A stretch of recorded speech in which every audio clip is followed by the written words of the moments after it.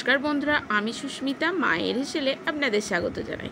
আবার চলে এলাম নতুন দিনে নতুন একটা রেসিপি নিয়ে।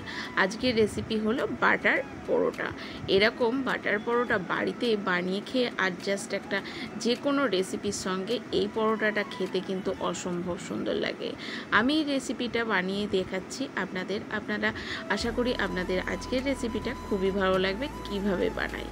তো দেখা শুরু করে দিন একটা লাইক দিয়ে। আমি এখানে প্রথমেই কিছুটা গরম জল নিয়ে নিলাম, হালকা কুসুম গরম জল নিয়ে নিলাম, আর নিয়ে দিলাম 2 চামচ মতো চিনিটা ভালো করে জলের মধ্যে গুলে নিয়ে ওর মধ্যে দিয়ে দেবো কিছুটা ইস্ট।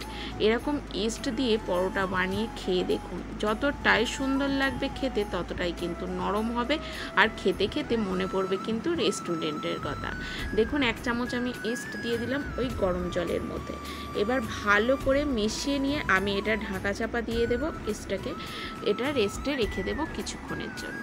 বেশ ভালো করে এখানে রেখে দিতে হবে ঢাকা চাপা দিয়ে। আর এই যে জলের মধ্যে পড়তে না পড়তে দেখুন একটা ডেলা ডেলা হয়ে যাচ্ছে, এটা কিন্তু ভালো করে চামচের সাহায্যে কিন্তু মিশিয়ে নিতে হবে সুন্দরভাবে। দেখুন মেশানো হয়ে গেল। এটা এবার ঢাকা চাপা দিয়ে আমি সাইডে রেখে দেবো।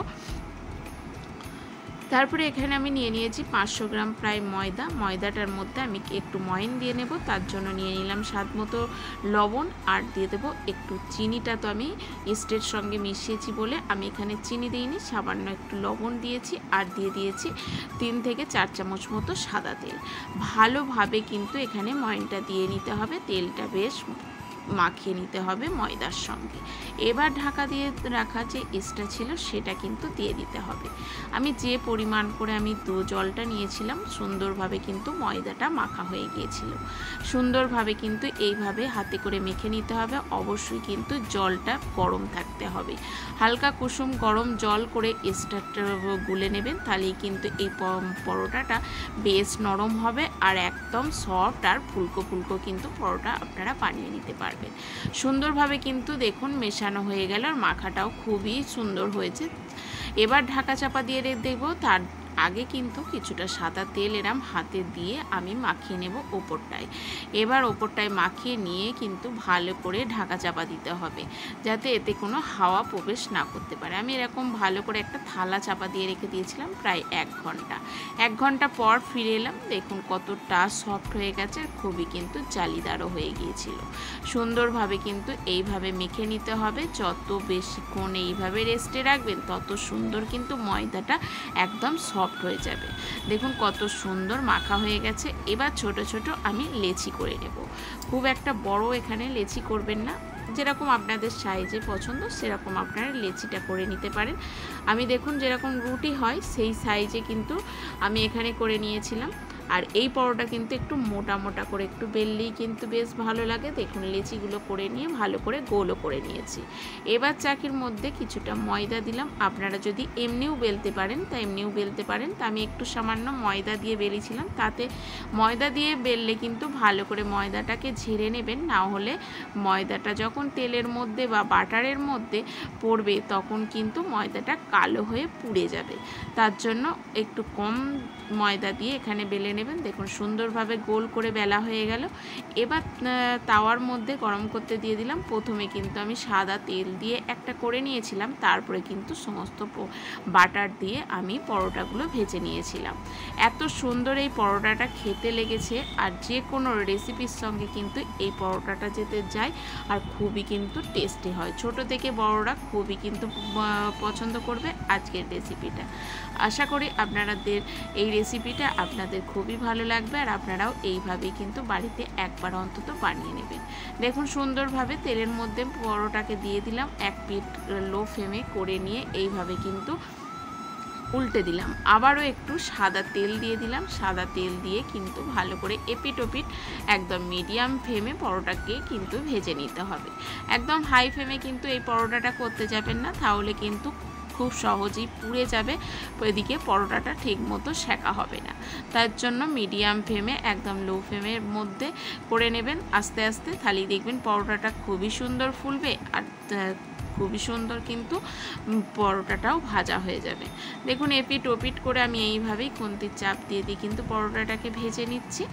দেখুন কত সুন্দর কালারটাও চলে এসেছে পরোটাটা, কিন্তু পুড়েও যাবে না, আবার সেঁকাটাও দারুণ হবে। এরকম পরোটা বানিয়ে খেয়ে দেখুন, একদম রেস্টুরেন্টের মতো খেতে লাগবে এই পরোটাটা। আর আমি এই পরোটাটা সার্ভ করেছিলাম বাটার পনির সঙ্গে, এত সুন্দর খেতে লেগেছিল।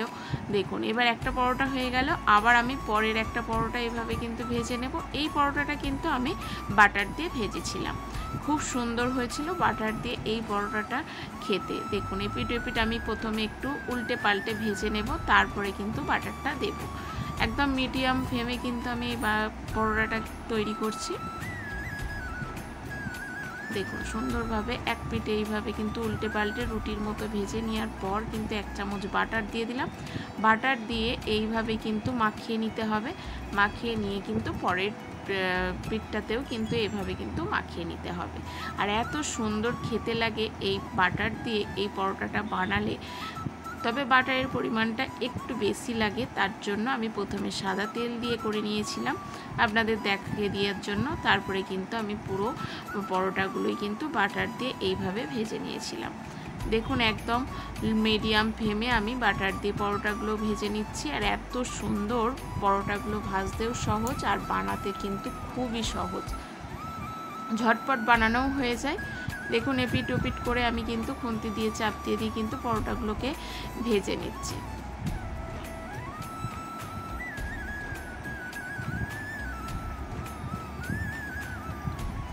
দেখুন সুন্দরভাবে গায়ের কালার চলে এসছে। এবার এপিট ওপিট করে ভেজে নেওয়ার পর কিন্তু উল্টে পাল্টে আমি তুলে নিচ্ছি। দেখুন কত সুন্দর হয়েছে এই পরোটাটা, যতটাই দেখতে সুন্দর ততটাই কিন্তু খেতে লোভনীয়। তা গরম গরম এরকম বাটার পরোটা আপনারা বাড়িতেই বানিয়ে নিন। আর এরকম পনির রেসিপির সঙ্গে বা চিকেন কষা বা মাটন কষা বা আলুর দম যে কোনো রেসিপির সঙ্গে এই পরোটাটা কিন্তু দুর্দান্ত যায়। অবশ্যই একবার বানিয়ে খেয়ে দেখুন, আর আমাকে সুন্দর সুন্দর কমেন্ট করে জানান আজকের রেসিপিটা আপনাদের কেমন লাগলো। আশা করি ভালো লাগলো, আর এইভাবেই বানিয়ে খাওয়ার অনুরোধ রইল। সম্পূর্ণ রেসিপিটা দেখার জন্য ধন্যবাদ। ভালো থাকবেন, সুস্থ থাকবেন, দেখা হচ্ছে পরের রেসিপির সঙ্গে। আর নতুন বন্ধু হয়ে থাকলে চ্যানেলটাকে অবশ্যই সাবস্ক্রাইব করবেন।